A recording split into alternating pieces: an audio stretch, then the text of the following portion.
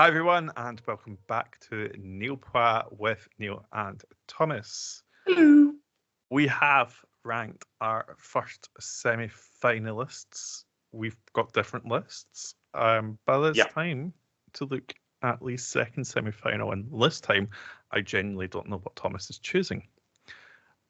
But Thomas is going to tell us his dream qualification from semi-final 2. What would he love to see? Even if it's not feasible, what would he love? Yeah. And then we will see how that compares with mine in a few days. Before we get into that, do remember to go to neilpad.com. You can find all of our links there, and you can find out how to support us, follow us on social media, all the rest of it. It's all fun and games. But let's not beat around the bush. We're going to try and keep this a little bit shorter. We don't necessarily need half an hour. Not necessarily, but we'll see how it goes. We don't have to. The thing is, we say we're going to keep it short all the time, and then we just keep on yapping. So yeah, well, that's how you guys can tell that we're actually friends, and this isn't just for show. Okay, so let's just get right into it. Thomas, who would be your first qualifier for semi-final 2? Okay, I've actually prepared a little bit better than last time. I've written all the countries down.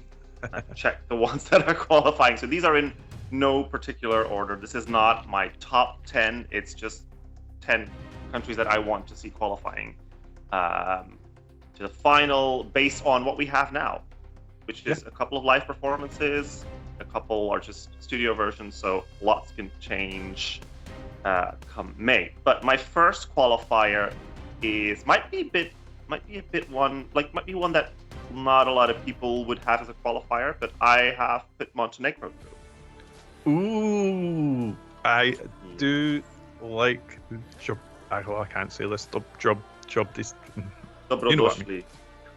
That's it. That's what I think that's what you meant to say, but we all know what I meant. The song that Montenegro are sending this year, Nina Cizik's.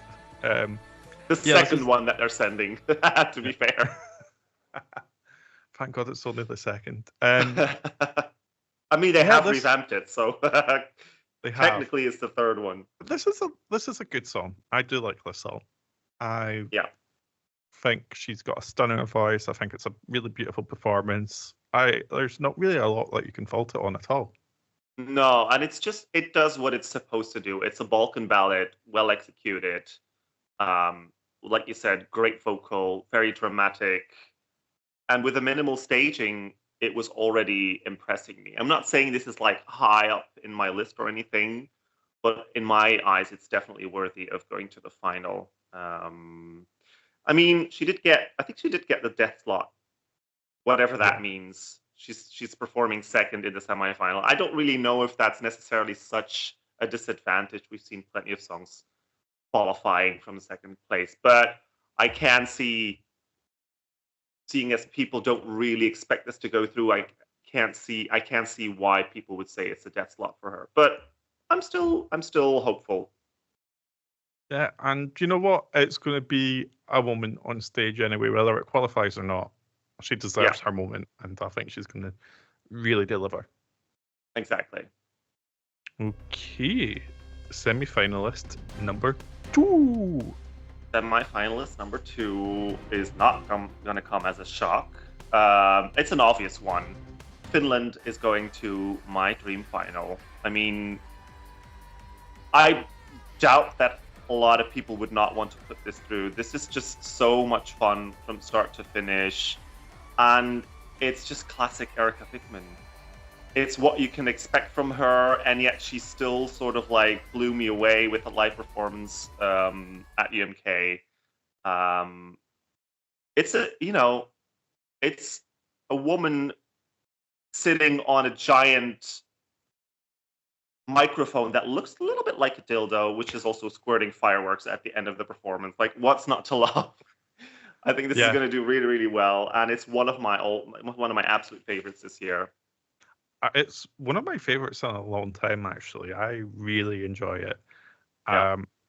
And I think a lot of it comes down to just her star quality. Like, Yeah.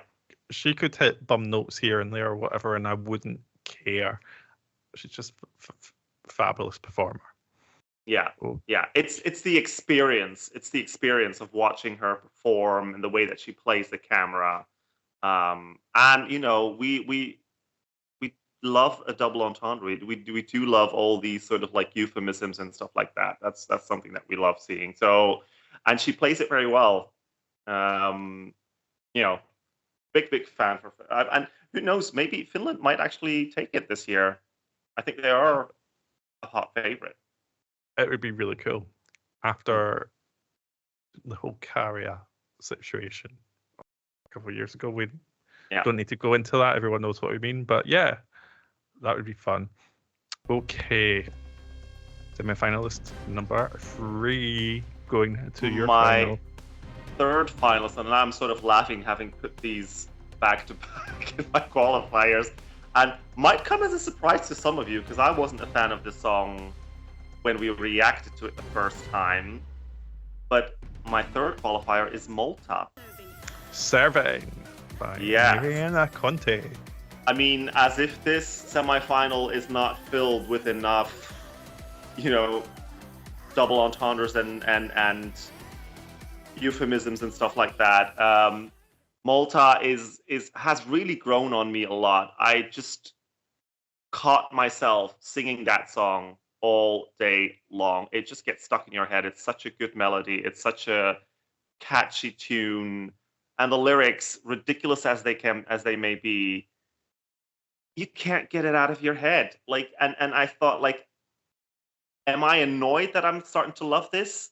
Yes, slightly, but also I'm really starting to love this. So I had to put her through. What do you think of the clean version? So what do you think of Serving? I mean, it doesn't change the song that much, I think. I mean, it's basically still the same song. It's just cleaner. We all knew that this was going to happen at some point, I think. I mean, I was kind of surprised when they actually posted the performance of like the national final performance on YouTube, and when they announced her as the contestant, I thought, oh, maybe they are allowing it. But then obviously the news came that they weren't. Somebody complained. I don't think the song has changed that much. I do wonder whether the hype is going to be as high now that it's not, you know, because that's the shock value of the song. Was it the C word or the supposed C word? The K word in this instance. The K word in this instance, which also means singing, as we all know. But yeah, I don't know. I don't know if people are going to be as shocked by it, especially casual viewers who are hearing it for the first time, might just think it's just another pop song. So we'll have to, and I feel like the hype has sort of like died down a little bit for her right now. Not a lot of people are talking about her at the moment. They're talking more about Kai, you know.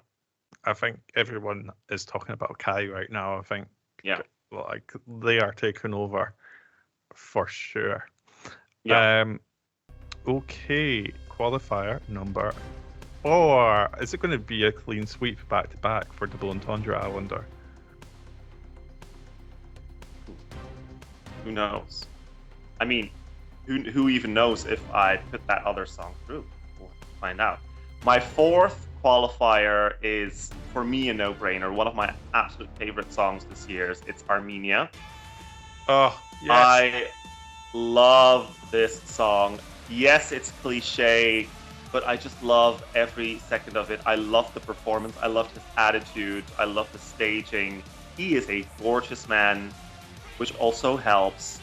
But it's just a well-produced pop song, and it's got a good vibe. Yeah, I can't really fault anything on. I can't really fault it for anything. It's just good. It just works for me, and it's classic Eurovision. This is what you watch Eurovision for, this kind of song and this kind of performance. Yeah, and you're not wrong when you say everything just works. I mean, even some of the lyrics work when they really shouldn't, you know. I'm a survivor, staying alive. Shouldn't work, but Yeah. it really does. It just, there's something about it, and I love the big bass, like huge dramatic music in the background. Yeah, no, Yeah. that's a good one. And I think this is one that we said this a little bit about Belgium. I think this is one that people are underestimating a little bit. Yeah. I think people are sort of writing it off a little bit too early. Now, I'm not saying that means it's definitely going to qualify, but I think it's got more chance than people think. Yeah. I don't see it as a potential non-qualifier, to be honest with you. I see it as a pretty safe qualifier. And it is Armenia. You know, you cannot deny that Armenia also has a certain diaspora that works in their favor. So I'd be surprised if they have qualified with less than this. Mm. That's all I'm saying. But this is just, I mean, again, it's textbook Eurovision. It's like they watched performances from other years, from other countries, and went, we can implement that, and we can take this, and we can take that, and they mixed all those ingredients and made this really good, solid pop song with a bit of an anthemic vibe, big vocal note at the end. So it's got everything, in my opinion. Yep. Okay. We're at the halfway point.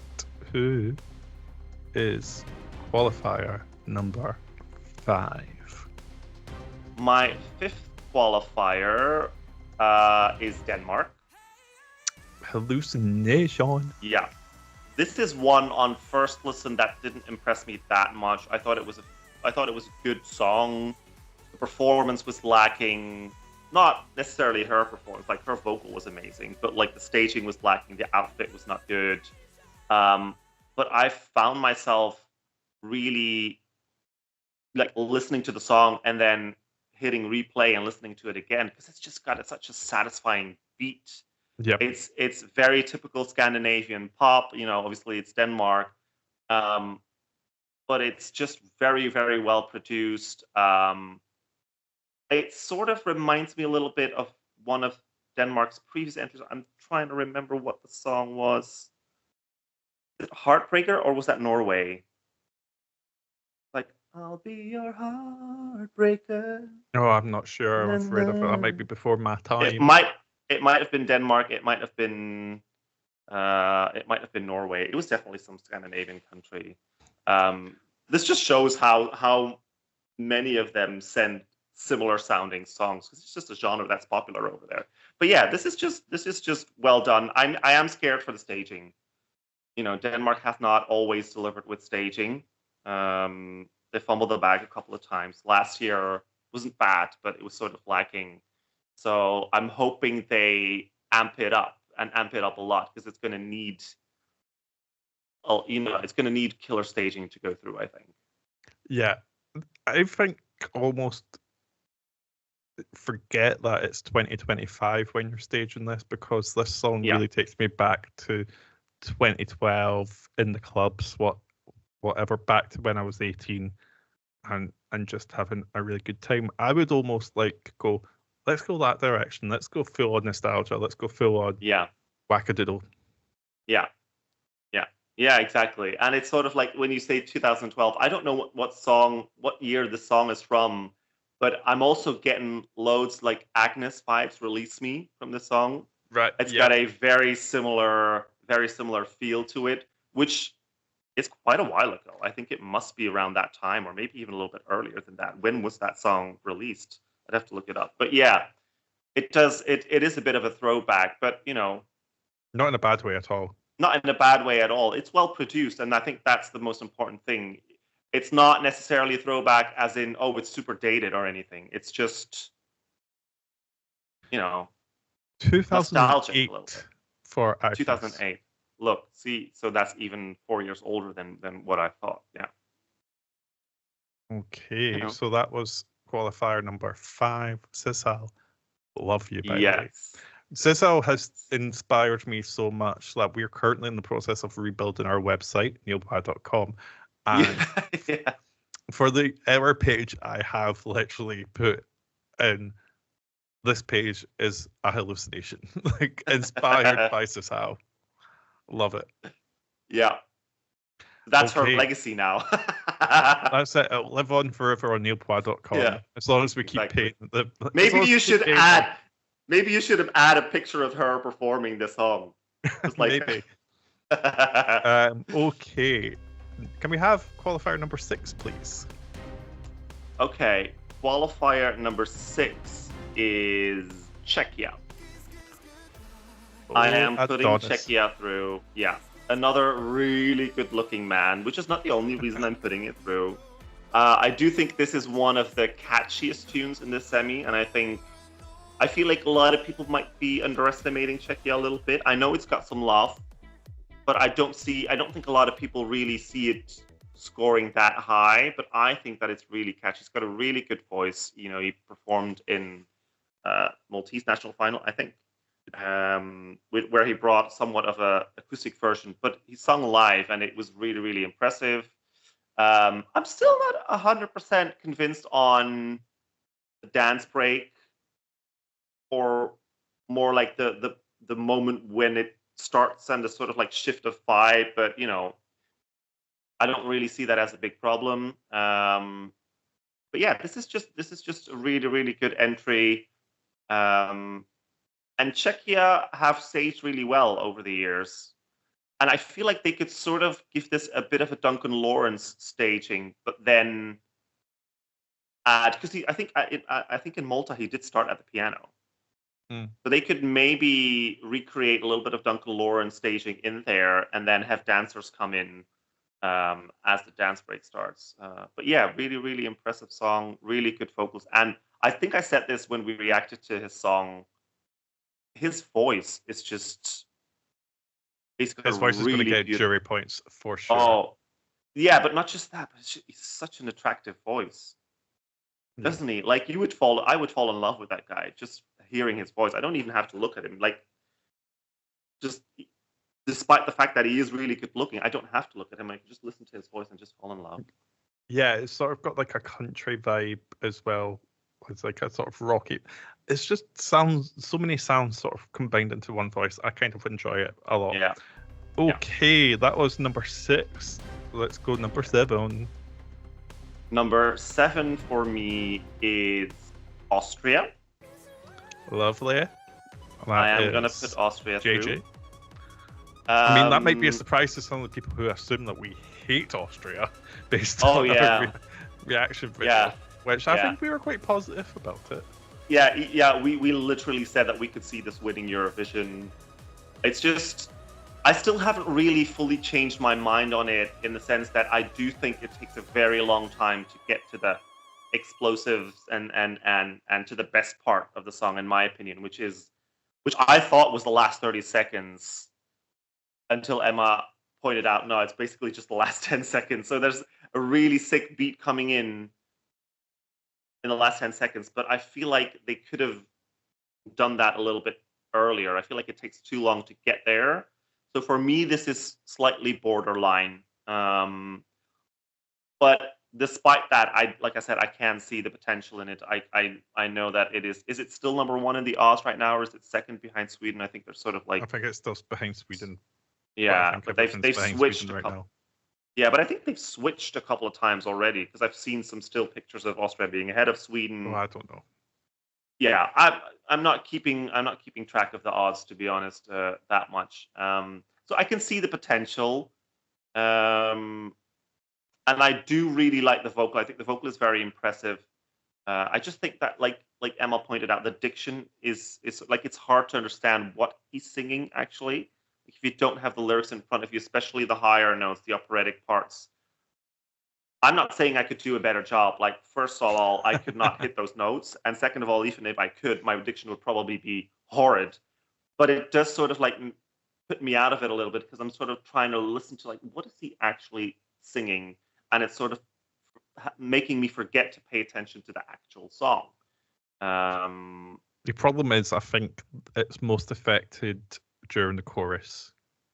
There's bits where you can clearly hear wasted love, but then it goes into the next sentence and you're like, what about what?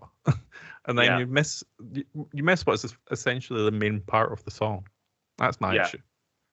Yeah, no, that is true. That is true. That's exactly my point. I do, however, I am expecting really sick staging for this, because it's Well, just one of those songs you don't expect him to just stand still and just have a mic and sing the song, a la, Slimane or something. It is yeah. a very dramatic song. Even in the more calmer parts, it's very dramatic, the instrumentation. So I'm expecting some really cool staging, a really cool Yeah. show, And and it's going to need that for me to fully convince me. there has been teasing. Not sure how accurate this is, but something that we've never seen before has been teased. So who Look, knows? I hate when people say that. Oh, we're going to do something that's never been done before. Then you expect some insane stuff, and then it just turns out to be something really basic. And okay, it might not have never been done before, but like, I've been disappointed in that regard many times. So when people say that, it doesn't really mean much to me. Okay. You know what I'm like? I mean, he could be lying on the floor in a sleeping bag singing the song, and that would have never been done before either, and it would still be really boring to watch. So, I'll just wait and see what the staging is like. But I am expecting big things from this. Okay. Austria through. That leaves. Let's go through the list. That leaves Luxembourg, Ireland, Serbia, Georgia, Israel, Lithuania, Latvia, I think, and Australia. Yes. And Greece. I think I've got them all there. There's a couple left.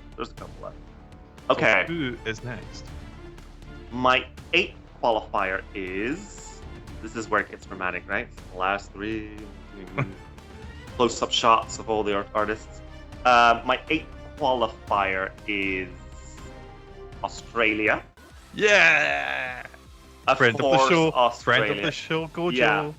Yeah. You've actually interviewed. If you have not seen Niall's interview with Gojo, please go to the link. I think there's a link below the video, or you can just click the name of the channel and you'll see a list.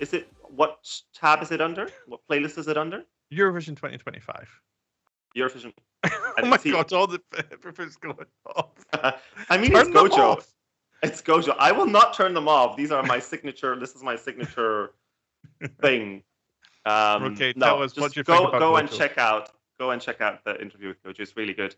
I love this song, and I'm constantly going back and forth between this one, Belgium, and Sweden when it comes to my favorite. Like it really depends on the day. Like sometimes I'll just drive to work and listen to Gojo nonstop. It's just on repeat, the same song all the time. Sometimes I'll do the same with the Belgian and the Swedish entry. This is just really, really good. Again, a very good-looking man, very sexy voice. When he does those lower parts, it makes me feel all kinds of things. And the beat is just sick. Again, double entendres. I loved the video that he did where he's like, oh, a lot of people have been asking me what the song is about. And then he does this whole deep explanation of what the song is about. And whilst I do believe that is genuine, he does at the end say, oh, and it's also about cum. And then it cuts off. It's just... I love him. So funny. Like he's got this current series of Instagram reels where he's like sitting and someone comes up to him being like, oh my god, are you Gojo from Australia? And it's either like Zoe May or it's I've seen that. Dami Im as well. Yeah. And I was like, oh, this is classic. You've just got Dami Im and like Gojo like swinging in the circle. Honestly, I think he's bringing a lot of energy and the correct attitude for Eurovision. He's bringing fun. And I mean, the song's fun as well. And it's an absolutely, like, we got 15 minutes with him and he was absolutely lovely. So yeah, I do really like. And he's genuinely loving it all. He's genuinely enjoying it all. So that makes it so much fun to see as well. Did you see, like, of course you saw it, like, obviously you're following him on Instagram. I'm loving his continuous conversation with the EBU, obviously for a laugh, to be able to bring a kangaroo with him. Like, he's posting all these pictures of a kangaroo in like the overhead lockers of a plane and stuff like that. Absolutely love this guy. Yeah, I think this is going to go off in the arena. It's going to get loads of cheers. I hope so. I hope so. Okay, so that's all the double entendres through. Who is ninth? My ninth qualifier is one of the songs that's been consistently high in my top 10 ever since it was released, which is Greece. Nice.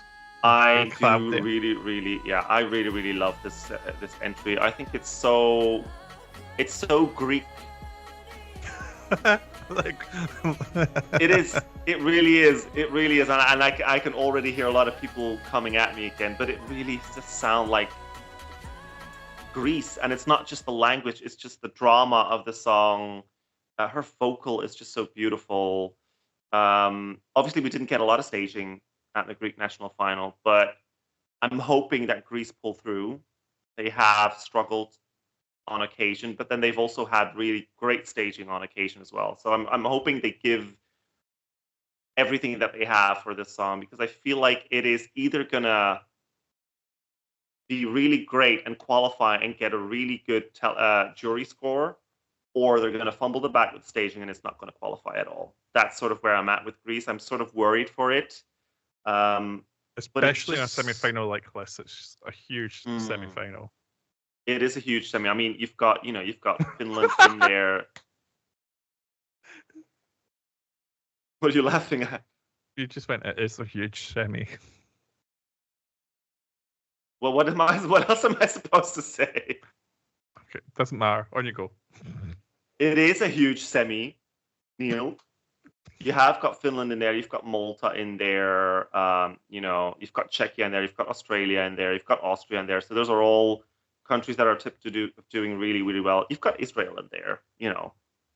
It is a televote only semi. So I'm not going to discuss it, but we know what's going to happen anyway. So I think Greece might struggle. So it really is going to come down to staging. But the song in itself is just really, really gorgeous.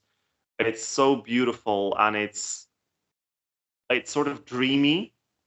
It's dramatic. Yeah, love everything about this. So please, ERT. I think it's ERT for Greece. Do not mess this up. You've got a really, really beautiful song. You have to give this all you have. This has to go to the final. Okay. And finally, who's last? Who gets that final dramatic spot? My final spot, drum roll please, do some drum roll. It's Lithuania. Ooh. Just such a great song, and so my genre. This is something that I listen to on a daily basis, even not Eurovision related. It's so good, and it was all very simplistic. The staging, the song in itself as well. It's not that it's super overly dramatic, but it's sort of eerie. It grabs you from the start and it doesn't really let you go. And it's sort of, I don't know how to explain it. I think eerie is really the best word to describe it. Mm-hmm. It's sort of like makes me feel uneasy a little bit, sort of like tense music in a thriller or a horror movie. Mm-hmm. With really hauntingly beautiful vocals. I love the repeating of the title of the song in the chorus. It's just, it almost makes me want to jump out of my own skin and just start screaming. I don't know how to explain it. It's just making me feel really, really dramatic. Just listening to it. I love this. One of my favorite songs this year, and Lithuania have been on a successful streak in the last couple of years. There's some hype for them. They've had some really iconic performances over the last couple of years. So I feel like the stars are aligned for Lithuania. Yeah. The Roop. I feel like the stars are aligned for them to do really well, and I'm hoping that they can get another top 10. I really am. I don't know what the juries are going to do with this though. And I'm hoping that this does not get, because we've made this comparison before with Latvia's entry a couple of years ago, Aya, Sudden Lights. it does have a bit of a similar vibe. So I'm hoping it doesn't get the same treatment. I'm hoping it qualifies. Yeah. Because it deserves to. Okay, well, we didn't manage to really do it under half an hour. We've been recording for half an hour, but that's it. That's your top 10. Do you at home agree? Do let us know in the comments. And just because Thomas doesn't have your favourites in his qualifiers doesn't mean you have to shout at These are just his I mean, you favourite. can shout at me, but I'll shout back. So These are just his favourite songs. It's all subjective, and it's all fun at the end of the day. So let's keep it that way. Be fun. But we're also always really happy to discuss any alternative opinions and what you would, if there was something that you wouldn't want to qualify, what would you put in its place? Or if there was one that you wanted to qualify, who would you swap out? Why? That's always interesting. But we will leave it there. We will come back in a couple of days with my personal qualifiers. Ooh, how similar will it be to Thomas's? Who knows? Time will tell. We had 8 out of 10 similar, the same ones, I think, semi one. So can we beat that? Can we? Well, we'll need to find out. Do remember, go to neilpad.com. All the links are there, and do subscribe to this channel, like this video, and press the notification bell. Every single like and subscription really helps, and we are trying to get to 1,000 before Eurovision, and we're only about 150-ish away. Yeah, It's going pretty well, so thank you guys, and we will see you next time. Goodbye. Bye.